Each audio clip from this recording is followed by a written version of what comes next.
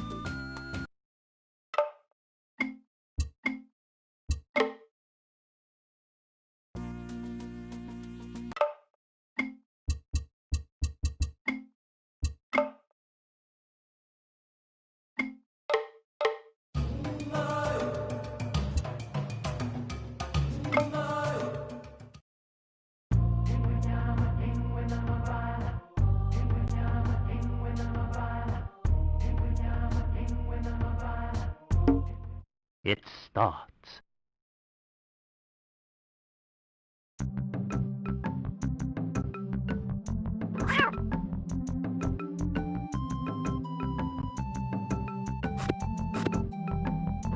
Cool.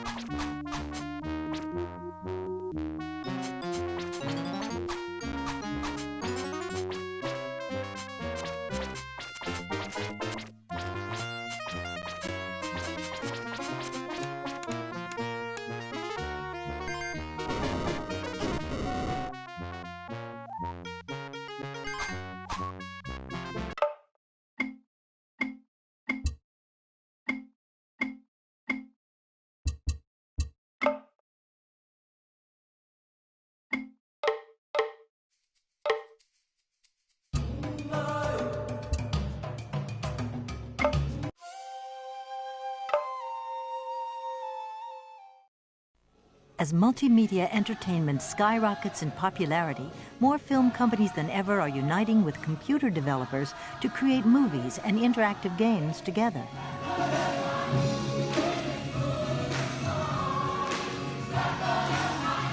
Celebrating with fanfare worthy of the hit film itself, Disney and Virgin Interactive Entertainment have just released the Lion King video game. It's the first time a movie-based video game has been released while the film is still playing in the theaters. In the past, it's always been the movie's been released and maybe a year later you start working on interactive games. In this particular case, I think the production paths were almost parallel. So we were trying to create sequences from the film, and they were saying, well, we don't know yet. We're starting right in the middle of it as well. This game was very challenging because we really wanted to meet the quality standard and the naturalistic standard of the film, the style of the movie, the style of the backgrounds, the story that's in the film. We wanted to try to get in the video game. The game developers were also inspired by the film, especially the main character, Simba, the lion cub. One of the first things we realized was that we could use the story of the movie in the video game directly, because this was a hero's journey, and it's all about Simba's trials and tribulations through a variety of environments. We have voices from James Earl Jones, Jeremy Irons, Cheech Marin, and Jonathan Taylor Thomas. So there's a great correlation between seeing the movie and playing the game. The characters in the game were all drawn by Walt Disney feature animation artists in Orlando, Florida. We do the animation the same way we would do a feature animated film, which is one drawing at a time for each of the characters. It's all hand-drawn. It's all done by animators and animation teams. Everybody brings a lot of different ideas, and everything is wide open. Animating a four-legged animal is challenging, especially an interactive character who must respond instantly to a variety of commands. The cat, if he jumps in midair, wouldn't all of a sudden jump and turn the other way. He'd have some actions where he turns around. Physics would carry him a certain way. So we have to make these things appear to happen instantly and still apply the same sort of naturalistic feel that the film has. The young Simba has the fluffy paws that they're consistently flopping around. He's happy-go-lucky and playful. So I try to incorporate that attitude into the game. As he ages, he moves slower. You have this 400-pound animal now, so you have to consider the weight. We try to watch animal gestures and try to incorporate that into our drawings, and yet put a little bit of ourselves into the drawing too. After Disney perfects each frame of moving animation, the drawings are sent to Westwood Studios, where their artists scan them into computers, then colorize and size them to the game's dimensions. The environments that you see are actually a very technical and very creative process. A computer background artist uses small squares or blocks of patterns to create the images you see on the video game. The individual squares are put together in hundreds of different combinations to build the natural-looking world you see Simba in. Of course, what ties all the animation together is Simba's story. There are 10 unique levels in the game, and they're designed to explore Simba's maturation from cub to adult. You start off with Simba sort of bouncing around as a little cub, but that's just where the fun begins, because then you get to play an adult lion. As an adult lion, he's a very formidable creature. There are two bonus rounds in this game, one where you play Timon and one where you play Pumbaa. In the film, there's a great sequence where they're eating bugs, and it's sort of gross, but it's sort of funny. So we really try to focus the bonus rounds in the game on Timon and Pumbaa eating bugs. It's very fast-paced. There's different characters to play, different experiences, new levels, new graphics, and every time you play the game, you'll find something different.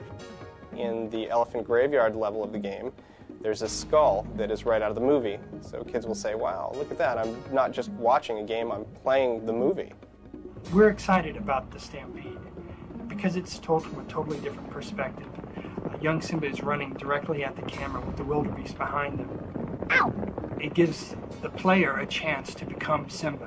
Both feature films and Westwood worked really hard to give each of the enemies a lot of character. The hyenas especially can jump and snarl and snap and do just a million different things, and it's all very, very beautifully articulated through the Disney animation.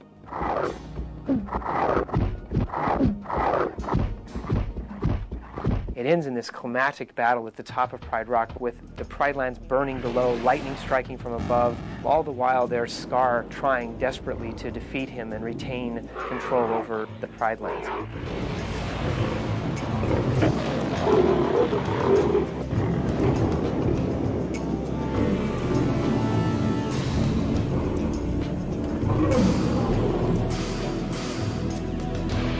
The process we've gone through the Lion King game is really the same as any production.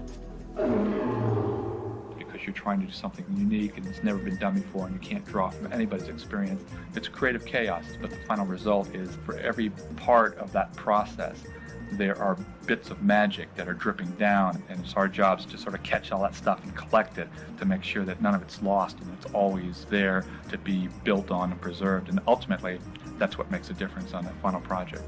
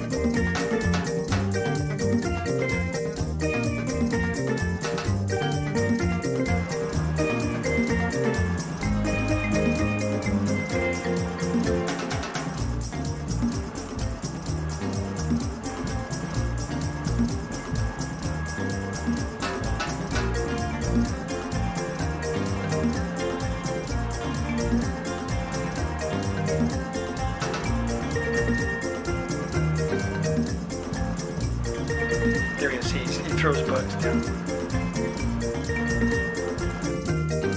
Also, there's a little bit of the head that's very subtle.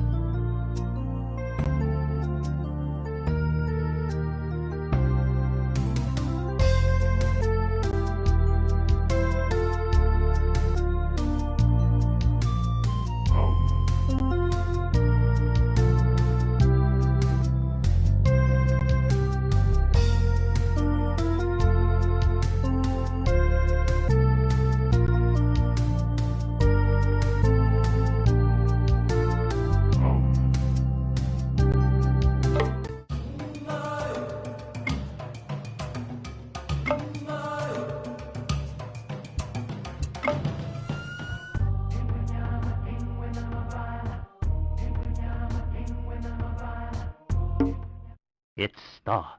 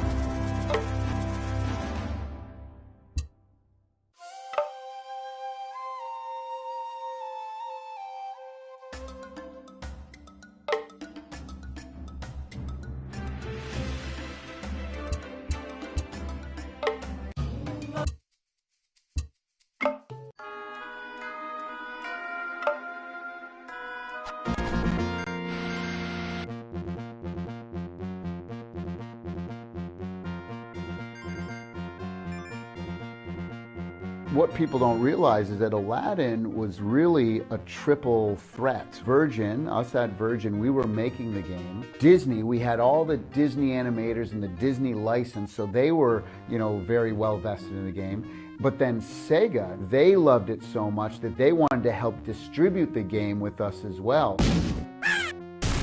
So it was really like three huge powerhouses all working on one game.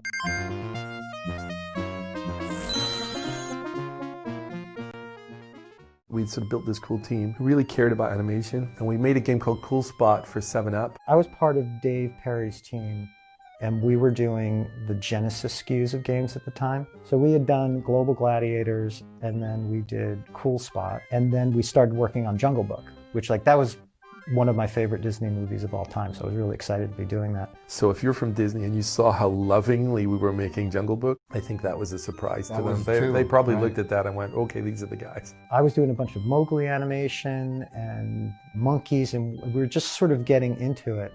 And then the Aladdin thing came in out of the blue, and so our team, Dave Perry and myself and our group, got pulled over to Aladdin. They already had started Aladdin with another developer, but decided to give it to us. Basically, my understanding was Disney came to Martin Alper, the president of Virgin, and says, hey, we've got this product, and the current developer is sort of failing. They brought us in, I think it was almost like 20 people maybe, when you include all the designers, and basically said, go, okay, what do we need to do? You see how the world works, it's kind of strange. You can't quite just jump to say, well, we'll just do Aladdin.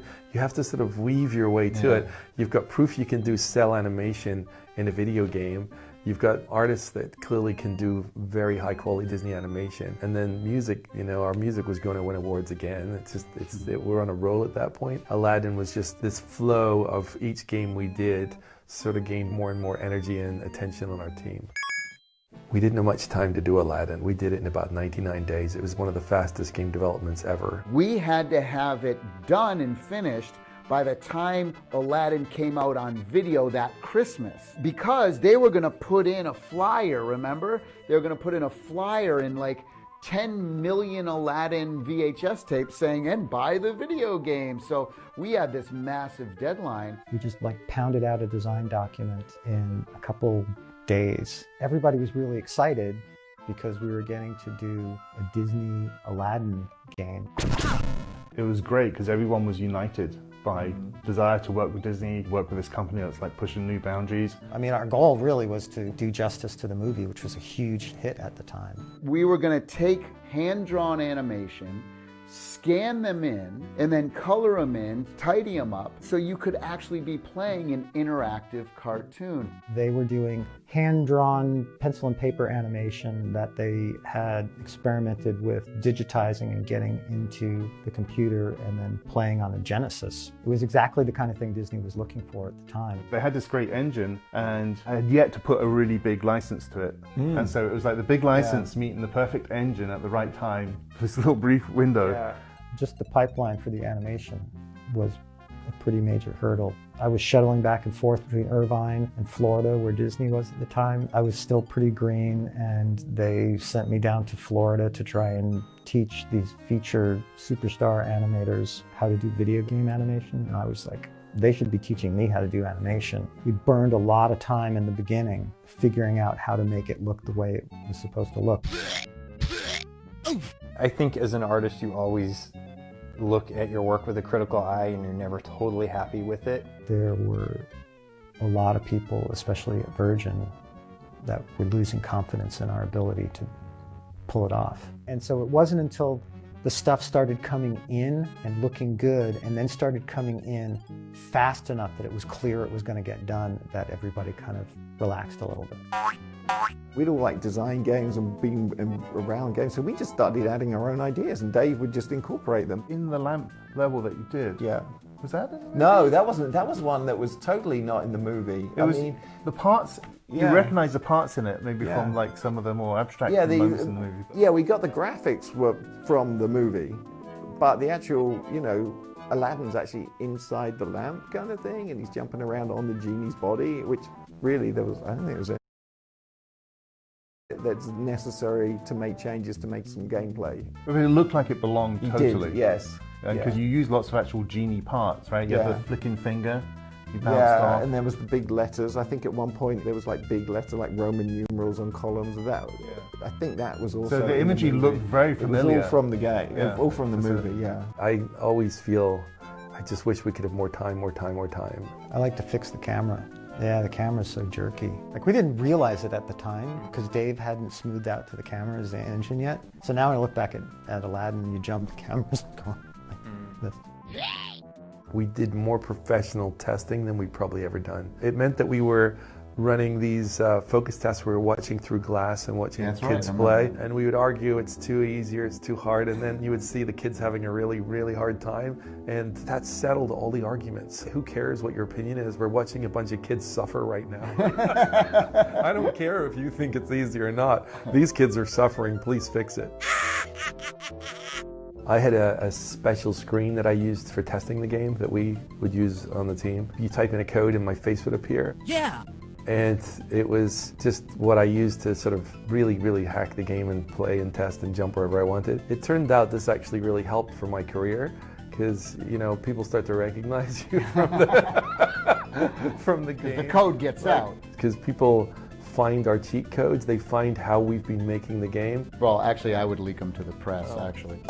Because the game was moving so fast, everyone was excited every day by what they were seeing. It was feeling good, it was looking awesome, the animation was coming in. I don't think we realized it at the time, but the fact that that group of people got along as well as they did under the amount of pressure that they were under and performed their jobs without killing each other is pretty amazing. It was actually a really, really good group of people. And I can tell you, the group of people that I worked with down in Florida, that's like one of the best groups of people I've ever worked with. For us, I think it was like a brotherhood. We were all passionate, we were all young people, none of us were really married or had kids, so it was our whole life, and we were so passionate about making the best stuff possible. And when you have 7, 8 people all like that in a room together, it's pretty amazing, pretty magical. I think what's important on a team is that you respect the talent of the other people. Totally. Because what occurs when that happens, when an artist draws something, you're like, oh my God, it looks really good. It actually creates this, it's not just respect, but I don't know, somehow it makes you feel really good about the people you're with. And if anything, I would define it as you feel lucky to be there. You feel lucky that you're surrounded with this group of people, and then they look around and they feel the same thing, and I think ultimately you end up with this very tight team because of that. You know, everyone was just delivering. That really made this whole thing work well. Just remember all the people. I think it's the people that really hit me, and just the craziness of, I still work in the video game industry now, and it's very sane, but back then it was just the Wild West. Everything was unusual, especially when they brought so many Brits over. They put us all in the same apartment complex. Oh, that's right. So it was like an oasis, right? And you just get pizza and everyone would come over and eat. We'd all hang out at each other's places. In terms of how well we got along, or how, you know, the quality of that team, we went on to do other projects together and stuck together. We definitely had a good... Well, you and I, we've been working together ever since, pretty much. Pretty much, yeah. For Virgin as a company, they became a much bigger company, and they had a lot more opportunities, a lot bigger opportunities after Aladdin, because they showed what they could do. You know, they got the Lion King game, and they got some other games, and they were able to bring in more people and more talented people and do bigger projects. And I think Aladdin opened the door for them. After Aladdin, you could feel the company growing.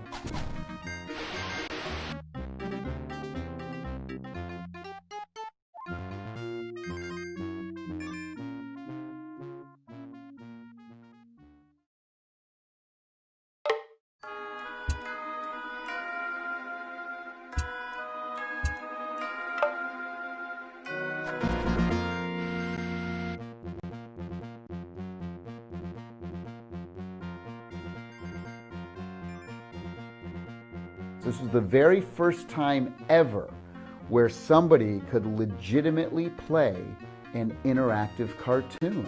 It was hand-drawn art, it was an interactive cartoon. Our goal really was to do justice to the movie, which was a huge hit at the time. We could use everything that's good about the movie. Yes. There was no restrictions. Allow us to work directly with the movie studio rather than through a game publisher. The biggest challenge was just being true to the art style and keeping everything on model and making sure that it looked, that it was up to the standards that we all knew to be Disney standards. Wow!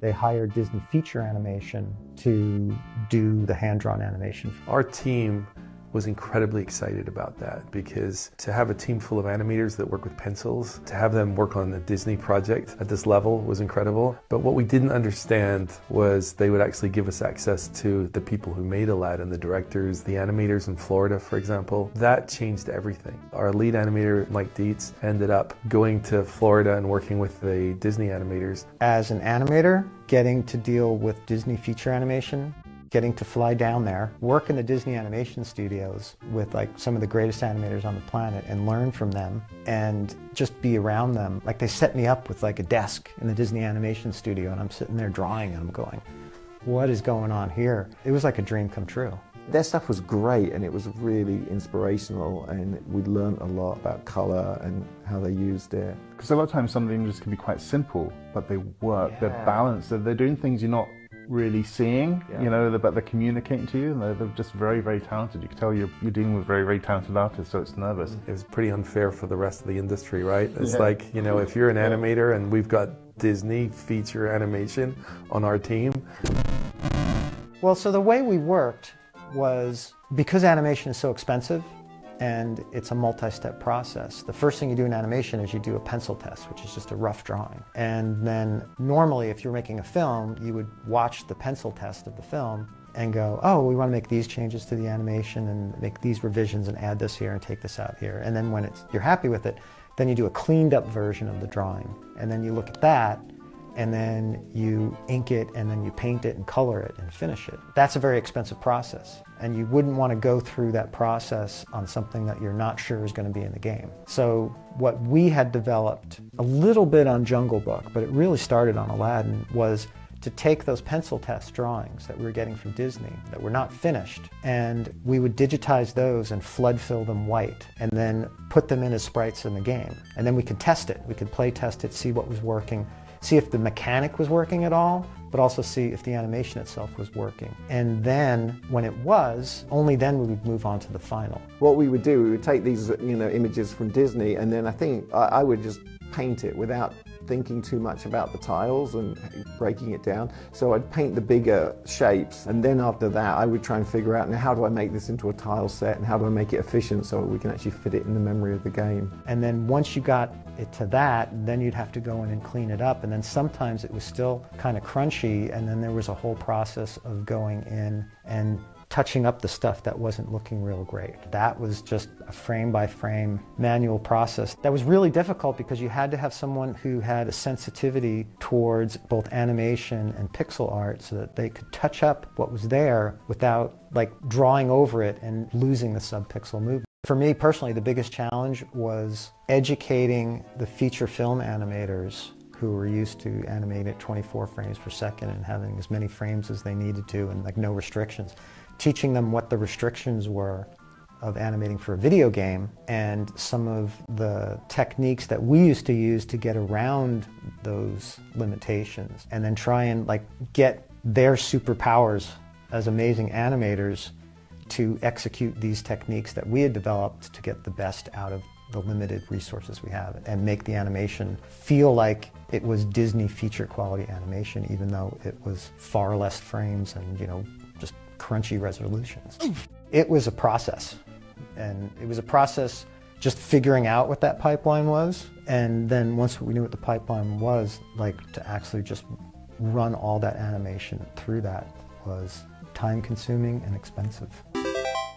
What's so impressive is the fact that with the limited palette that was on the Genesis, we were still able, I felt, to sort of faithfully reproduce what the animated movie had, the colors and the look and the feel of the artwork. And then that came down to the fact that we did have really good source reference material from Disney. We had big printed out frames of the movie right the way through the movie, so we had a lot of reference, which was something quite unique. Up to that point, we didn't have a lot of reference for games. When you looked at games back then, everything looked kind of angular. You know, platforms and girders and crates. And so people would have a tendency to draw in squares or along that line. Yes.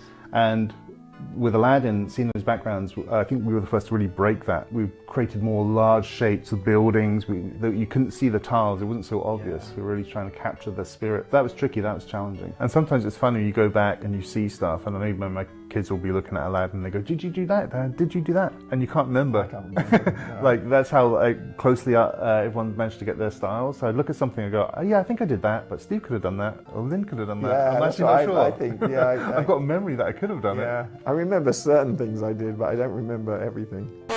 Back then, it was like, what? How are they doing this? The animation was the smoothest the industry had ever seen. You knew, hey, this is a very special game we're working on. And the amazing thing is, if you put in Aladdin today and you play it, it holds up.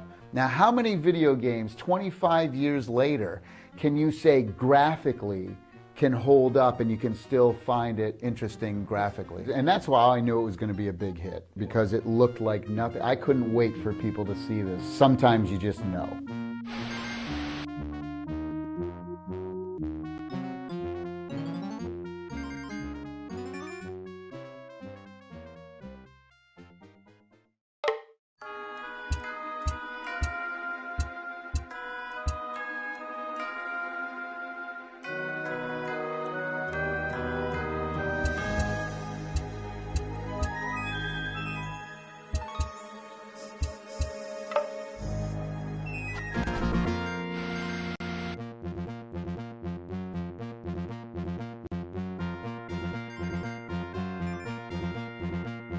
We, as a team, weren't too used to a design document. It's not that we don't want one, it's that we believed very strongly in just playing something and feeling if it, like, if the design document said Aladdin jumps half his body height, that might be helpful, but does that feel good? And so we would go, yeah, no, it doesn't feel right.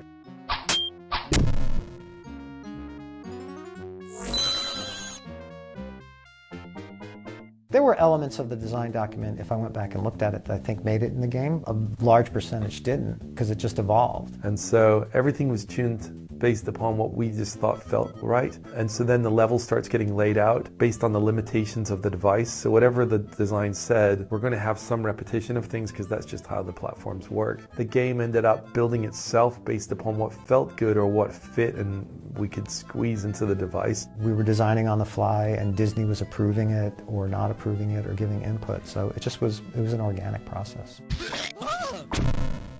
The biggest challenge to program a game like Aladdin is actually to get Aladdin, the character, to fit into the console when you have potentially thousands of frames. How could you ever do that? The way a video game console worked back then is you would draw a box around that character and that whole thing would get stored. So Aladdin was actually the worst case designed character ever because it's a person with a big long sword. And when you hold out the sword, it makes a box like this big because you got Aladdin and the sword doing this. And so it caused us really to think very hard, how could you possibly crunch all these big giant characters into the game? The real breakthrough was Dave's sprite system, which could take non-square characters and break it down into little parts. My tools engineer, Andy Astor, he made a tool for us that basically just did the most amazing job of cutting out all the bits that weren't necessary and also looking for any little bits that were the same. So if Aladdin's ear didn't move between two frames, it would actually save that part and we'd reuse the ear from previously. And so there was this sort of massively clever compression going on. And no one had really done that before, so we could have big stretchy frames of animation. Making it possible to have larger shapes that could change shape on the screen rather than just saying, hey, this is like a 4x4 sprite. I personally spent a lot of time early on in the project working with Dave to figure out how we were going to get these drawings down to these sprites with giant pixels in them and have it still have that sub-pixel movement and still look like the animation. I think I remember seeing the very early, Aladdin like run cycle and that up on Dave's machine, and it was just in black and white pencil still, and seeing, you could just see it was just so fluid. We'd never seen anything quite like this before. Eventually we got to the point where it worked. Games were very horizontal and vertical before, and we had lots of slopes and angles. Yeah. It didn't require straight lines. Well, you actually had a tile set that would actually build these little lines and would have different angles of these tiles, which would be the thing that the character would walk along. And so we could build different angles, make them go up, and you could make some one way as well, so you could like, you know, you walk on it, but you could jump back up through it. Yes, this was my method. Is like I would take some element of the game, you know, and I just draw that on my monitor. And then we had to make tiles that were 8x8s. And then you could build those into larger tiles that were 2 of those tiles in each direction. That's right, isn't it? Yeah. So that would be a 16x16 tile. And from there, they were then used to build the actual levels themselves. When I would look at some of the art that was going to be basing the level off, I would look at whatever I thought was the highlight piece, you know, and I go, okay, I'm just going to start right there, and I'm going to burn a bunch of tiles, like a third of my tile set, to get that one piece looking great, and then try and stretch out. Yeah, and then you try and use bits of that one piece. But I wanted to make sure I had that strong center piece for the level that you go, oh, that looks just like the movie. It was also interesting in Aladdin, there's one thing I talk about quite often, is how people play video games, they just want to be entertained. And so we worried a lot about the story of Aladdin. Is it going to be important that we tell the story? And in reality, the kids already know the story, but so there's a whole argument, do we really have to tell the story? And we, of course, agreed in the end, yes, we have to tell the Aladdin story. So we had this scrolling Once Upon a Time thing. We tested it with the kids, and it was so funny because we're watching a room full of kids, and all you see is the thumbs going, click, click, play the game, we don't play care, the game. we don't care. I don't want to read any of this. Yeah, but and, we just spent a week making this beautiful thing. There was one girl in the room who sat and read all this stuff, and we pulled her out and said, why did you read all this, you know, why did you read the story? And she goes, because I thought it would say something important and it didn't, and I'm really annoyed. So it's just the story. So it's a very interesting point, because there's a discussion on whether video games should be, you know, more about stories and more about gameplay. I think it was pretty clear at that point in the industry it was all about the gameplay. Sound is way more important than most teams are ever willing to admit. This is one thing that Dave really fought for. Audio actually took up the most space of these cartridges. And so if you wanted more memory on your cartridge, oh, well, that's $3 more per cartridge. And so they never gave music guys anything. But what Dave would do is he would say to me, look, Tommy, pretend you didn't have any like restrictions. What could you get the Sega Genesis to sound like? So me and Dave, I mean, we used priority. We were doing things that no one had ever done before. And then Dave, again, to his credit, he would take that to the president of the company, Martin, and say, hey, look, guys, if you spent that extra $3 or $4, look what we could get this to sound like.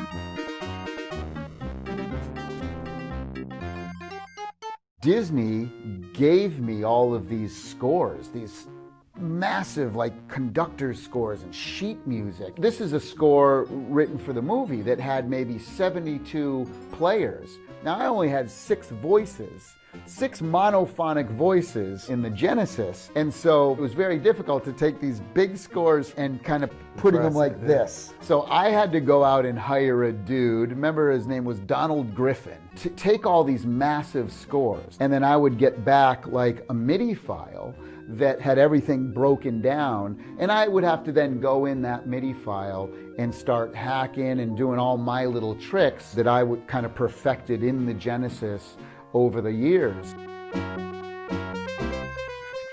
The sound chip in the Sega Genesis it's called FM synthesis. It's a synthesizer from like the 80s. It was actually a Yamaha chip that they used in the DX7. So it was this really kind of punchy, synthy, had lots of beefy low-end kind of stuff. For an orchestral score like Aladdin, a challenge for me was, okay, I might be able to write a tune, or I'd get that MIDI file of everything arranged, but now I got to get this thing to sound like an oboe.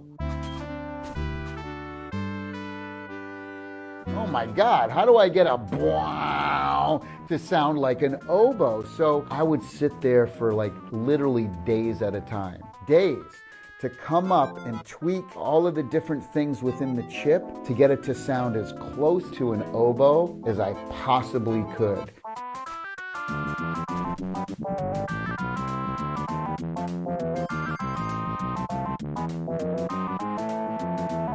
At the time, everything sounded very digital in the game industry. You would think of a note as being off or on. And, it's on or off.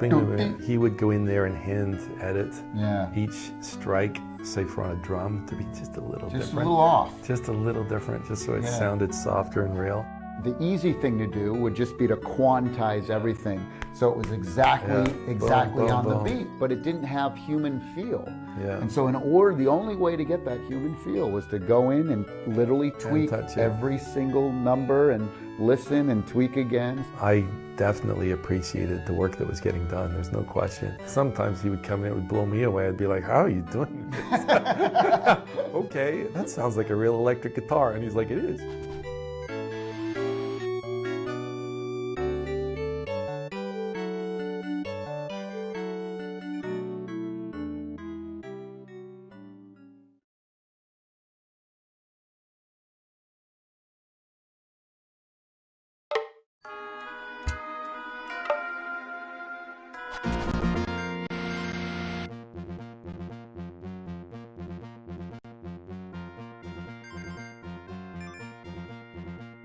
I think at the time there was hit and misses with movie tie-in games. Most of them weren't very good. Yeah, I once had a licensing meeting in Hollywood, and I was told to wait in, to talk to this licensing person, and I was sitting there with literally coffee cups and things like that, and I remember going, you think video games are a coffee cup, don't you? Like you're licensing another coffee cup deal. But Aladdin was the first game where we had full access to the creatives at Disney. This was a milestone. I think it proved to the industry, if you actually put these video game people in a room with the big, talented Hollywood people, they can work together. They can work together and make something amazing. It was so much better than what was expected. Whoa, this game's really good. Honestly, I think Aladdin was just at that sort of in a sweet spot where Hollywood was really starting to take this stuff more seriously. So that was kind of one of those moments when things changed.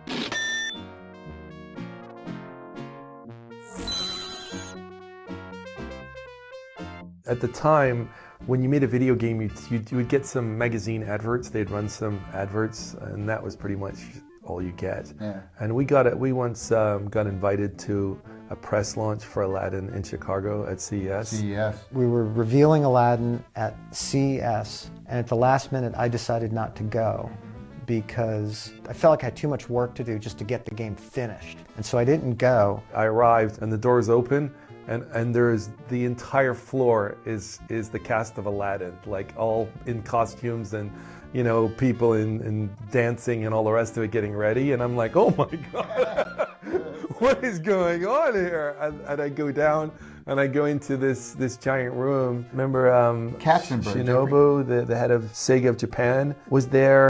Katzenberg was on stage. Jeffrey Katzenberg. Richard Branson was at the time. Jeffrey Katzenberg was the president of Disney. But Richard Branson was there, and Tom Kalinske, president of all Sega. The press. This was it. This is a big deal. It was a weird moment because I'd made a lot of games that had that had good brands and things like that, but I'd never seen what happens when you have that level of celebrity lean in, and having Disney, of course, as well.